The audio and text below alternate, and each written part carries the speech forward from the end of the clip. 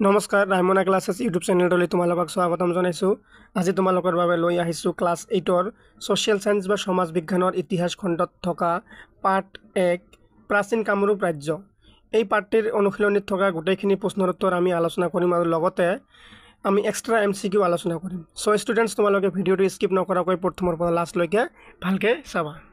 Students, প্ৰথমতে আলোচনা কৰিম আমি তোমালোকৰ অনুশীলনীত থকা প্ৰশ্নৰ উত্তৰবোৰ। তাৰপিছত আমি আলোচনা কৰিম এক্সট্ৰা MCQ। ঠিক আছে, তোমালোকৰ অনুশীলনীৰ 1 নম্বৰত আছে চমু উত্তৰ দিয়া। ঠিক আছে, ক নম্বৰ প্ৰশ্ন হৈছে ভগদত্তৰ জীয়ৰীৰ নাম কি আছিল? উত্তৰ হ'ব ভগদত্তৰ জীয়ৰীৰ নাম ভানুমতী আছিল। ইম্পৰ্টেণ্ট হয় কুৱেশ্যনবোৰ। খ নম্বৰ কুৱেশ্যন, কোন ৰাজ্যৰ শাসনকালত চীনা পৰিব্ৰাজক হিউৱেন চাঙে কামৰূপ ৰাজ্য ভ্ৰমণ কৰিছিল? এই ভাস্কৰ বৰ্মনৰ শাসনকালত কোনে চীনা পৰিব্ৰাজক হিউৱেন চাঙে কামৰূপ ৰাজ্য ভ্ৰমণ কৰিছিল? ঠিক আছে। গ নম্বৰ, কামৰূপৰ ৰাজকুমাৰী অমৃতপ্ৰভাক কোন ৰজাই বিবাহ কৰিছিল? কামৰূপৰ ৰাজকুমাৰী অমৃতপ্ৰভাক কাশ্মীৰৰ ৰজা মেঘবাহনে বিবাহ কৰাইছিল। এইবাৰ কিন্তু ইম্পৰ্টেণ্ট হয়, তোমালোকে নোট কৰি ল'বা বহীত তোমালোকৰ। তাৰপিছত আছে ঘ নম্বৰ প্ৰশ্ন, শালস্তম্ভ বংশৰ শ্ৰেষ্ঠ ৰজাজনৰ কোন আছিল? শালস্তম্ভ বংশৰ শ্ৰেষ্ঠ ৰজাজন আছিল শ্ৰী হৰ্ষ।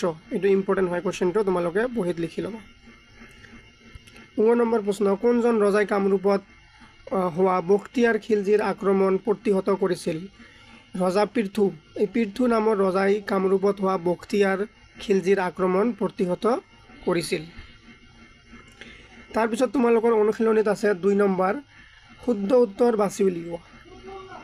ক নম্বৰ প্ৰশ্ন, বৰ্মন বংশ পুষ্যবৰ্মন ভাস্কৰ বৰ্মনে স্থাপন কৰিছিল। বৰ্মন বংশ কোনে কৰিছিল? পুষ্যবৰ্মন কৰিছিল নে ভাস্কৰ বৰ্মন কৰিছিল? শুদ্ধটো বাছি উলিয়াব লাগে। কোনে কৰিছিল? ইয়াৰ শুদ্ধ উত্তৰটো হ'ব পুষ্যবৰ্মন। এইটো চোৱা, তোমালোকৰ উত্তৰত দিয়া আছে বৰ্মন বংশ পুষ্যবৰ্মনে স্থাপন কৰিছিল। তাৰপিছত খ নম্বৰ আছে চিউকি কৌটিল্য বা হিউৱেন চাঙৰ গ্ৰন্থ আছিল। চিউকিখন কাৰ গ্ৰন্থ আছিল? ইয়াৰ উত্তৰ হ'ব হিউৱেন চাঙৰ গ্ৰন্থ আছিল। এইটো হ'ব হিউৱেন চাঙৰ আছিল চিউকিখন। গ নম্বৰ প্ৰশ্ন, কুমাৰ ভাস্কৰ বৰ্মনৰ ৰাজত্বকালৰ পৰাই সূচনা হোৱা যুগটো হ'ল শকাব্দ নে ভাস্কৰাব্দ? কুমাৰ ভাস্কৰ বৰ্মনৰ ৰাজত্বকালৰ পৰাই কোনটো যুগ সূচনা হৈছিল? ইয়াৰ শুদ্ধ উত্তৰটো হ'ব ভাস্কৰাব্দ। ঠিক আছে। ঘ নম্বৰ প্ৰশ্ন, প্ৰাচীন কামৰূপত ৰাজতান্ত্ৰিক গণতান্ত্ৰিক শাসনৰ ব্যৱস্থা আছিল। প্ৰাচীন কামৰূপত কি শাসন ব্যৱস্থা আছিল? ৰাজতান্ত্ৰিক আছিল নে গণতান্ত্ৰিক আছিল? এইটো তোমালোকে জানা, ৰাজতান্ত্ৰিক আছিল প্ৰাচীন কালত। ঠিক আছে।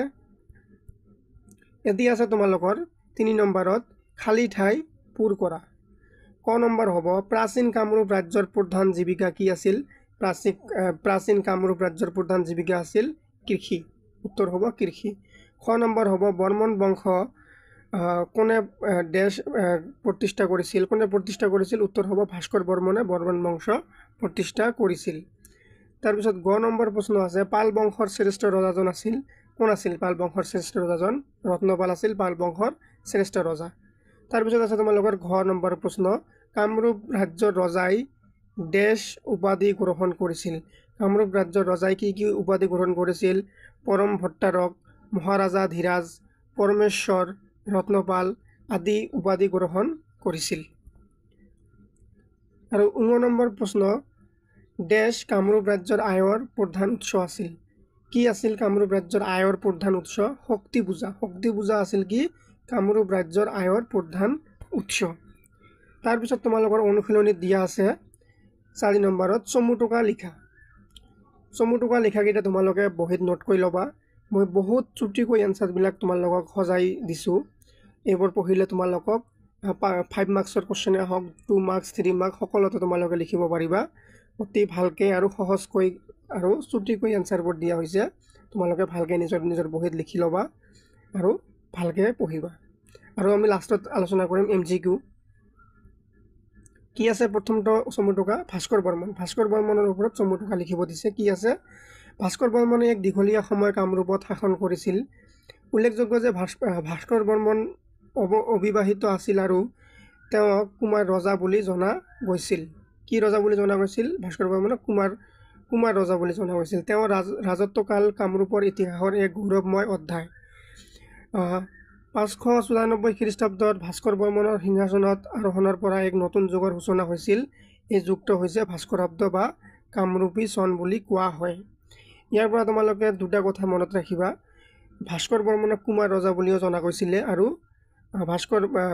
তাৰ শাসনকালৰ পৰা কি আছিলে, এটা যুগ আৰম্ভ হৈছিলে ভাস্কৰাব্দ বা কামৰূপী চন।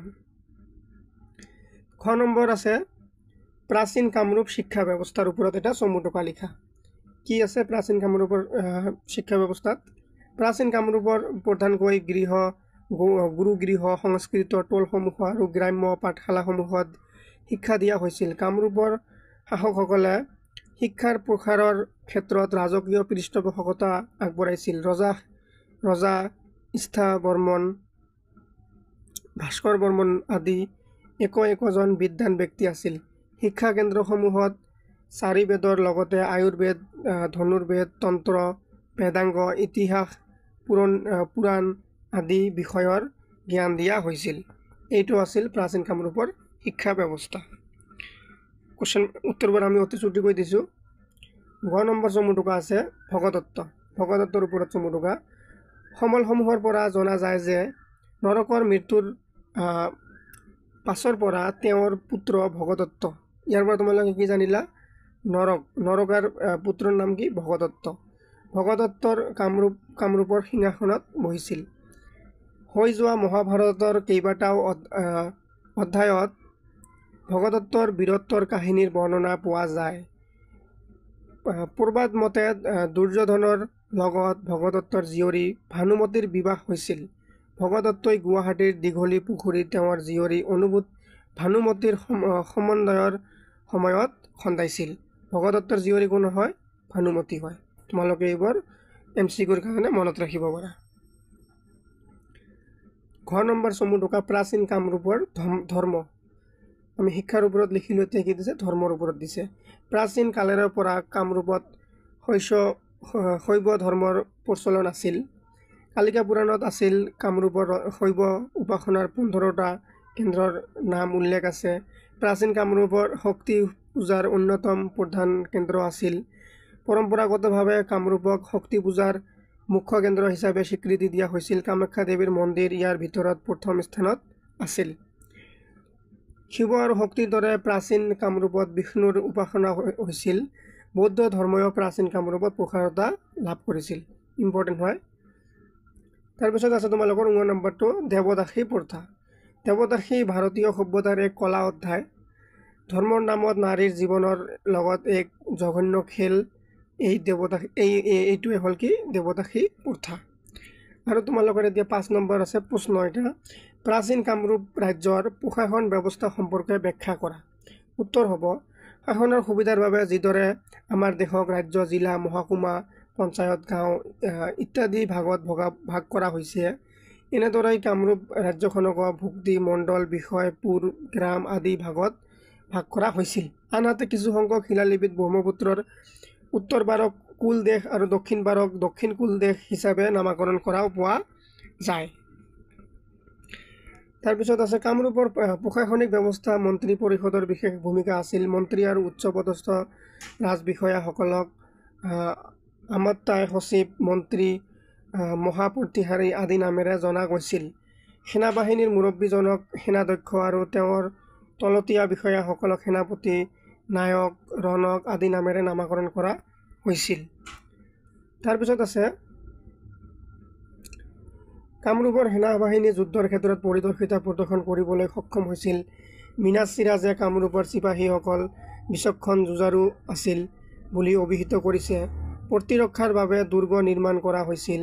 কামৰূপৰ সৈন্যবাহিনীত অশ্বাৰোহী নৌবাহিনী, হস্তী বাহিনী আৰু পদাতিক সৈন্যৰে সুসজ্জিত আছিল। হিউৱেন চাঙৰ বিৱৰণীত উল্লেখ আছে যে ভাস্কৰ বৰ্মনৰ 30,000 জাহাজেৰে পৰিপূৰ্ণ এক বিশাল নৌবাহিনী আছিল। 20,000 হস্তী বাহিনী সমৃদ্ধ এক শক্তিশালী সেনাবাহিনী আছিল। ভাস্কৰ বৰ্মনৰ ৰাজত্বকালত কেইবাটাও মন্দিৰ নিৰ্মাণ কৰা হৈছিল। সেই কালত কামৰূপ ৰাজ্য শিক্ষাৰ অন্যতম কেন্দ্ৰ ৰূপে প্ৰতিষ্ঠিত লাভ কৰিছিল। ইয়াতে তোমালোকৰ অনুশীলনীত থকা গোটেইখিনি প্ৰশ্নৰ উত্তৰ আমাৰ কৰা শেষ হৈ গ'ল। এতিয়া আমি আলোচনা কৰিম তোমালোকৰ এক্সট্ৰা MCQ বা শ্বৰ্ট কুৱেশ্যন। ঠিক আছে। 1 নম্বৰ শৰ্ট কুৱেশ্যন বা MCQ হ'ল তোমালোকৰ শালস্তম্ভ বংশ কোনে প্ৰতিষ্ঠা কৰিছিল। শালস্তম্ভ বংশ কোনে প্ৰতিষ্ঠা কৰিছিল? ৰজা শালস্তম্ভ। এইটো তোমালোকৰ ইজি হয়। এই বংশটোৰ নামেই হ'ল ৰজাজনৰ নাম শালস্তম্ভ। 2 নম্বৰ MCQ পাল বংশ কোনে প্ৰতিষ্ঠা কৰিছিল? ব্ৰহ্মপালে কৰিছিল।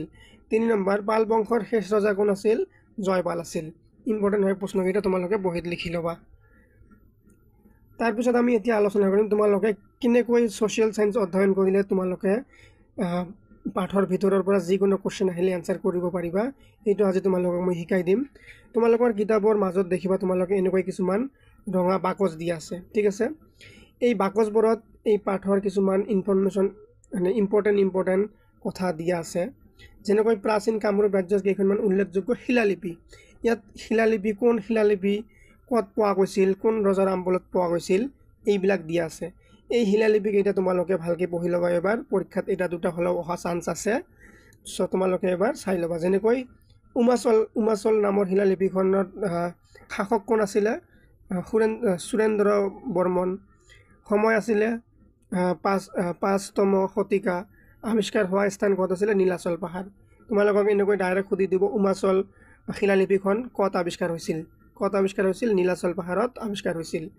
তাৰপিছত আছে নগাজাৰী খনিকৰ গাঁও শিলালিপিখন ক'ত আৱিষ্কাৰ হৈছিল? খনিকাৰ গাঁও গোলাঘাটত আৱিষ্কাৰ হৈছিল। ডুবি শিলালিপি ক'ত আৱিষ্কাৰ হৈছিল? ডুবি বজালিত, ঠিক আছে। আৰু কাৰ ৰাজত্বকালত হৈছিল? ভাস্কৰ বৰ্মন ৰাজত্বকালত হৈছিল। এনেকৈ তোমালোকে এইটো পঢ়ি ল'বা এই বাকচটোৰ পৰা। তাৰপিছত আৰু তোমালোকৰ পাঠৰ মাজত আছে জানি থম আহা, এইবোৰ তোমালোকে পঢ়ি ল'বা। ইয়াত ইম্পৰ্টেণ্ট বস্তু দিয়া আছে। যেনেকৈ ইয়াত চোৱা তোমালোকে হিন্দু ধৰ্মৰ শাস্ত্ৰত মানুহৰ স্বভাৱ আৰু খাদ্য অনুসৰি বৃত্তি নিৰ্বাচনৰ কথা উল্লেখ আছে। ইয়াক বৰ্ণাশ্ৰম বুলি কোৱা হয়। যদি তোমালোকক প্ৰশ্ন সোধে বৰ্ণাশ্ৰম বুলিলে কি বুজা, তোমালোকে এইটো লিখি দিবা। তাৰপিছত আছে বৰ্ণাশ্ৰম অনুসৰি মানুহৰ 4টা বৰ্ণ নিৰ্ণয় কৰা হৈছে। কেইটা বৰ্ণ নিৰ্ণয় কৰা হৈছে মানুহৰ? এইটো তোমালোকে মনত ৰাখিবা। 4টা বৰ্ণ কি? ব্ৰাহ্মণ, ক্ষত্ৰিয়, বৈশ্য আৰু শূদ্ৰ, ঠিক আছে। তাৰপিছত আৰু এটা বাকচত আছে তোমালোকৰ বৰ্মন বংশত শ্ৰেষ্ঠ ৰজা কুমাৰ ভাস্কৰ বৰ্মন নামেৰে বৰ্তমান নলবাৰী জিলাত 2011 চনত কুমাৰ ভাস্কৰ বৰ্মা সংস্কৃত আৰু পুৰাতন অধ্যয়ন বিশ্ববিদ্যালয় স্থাপন কৰা হৈছিল। এইটো ইম্পৰ্টেণ্ট হয়, তোমালোকৰ MCQ আহিব পাৰে।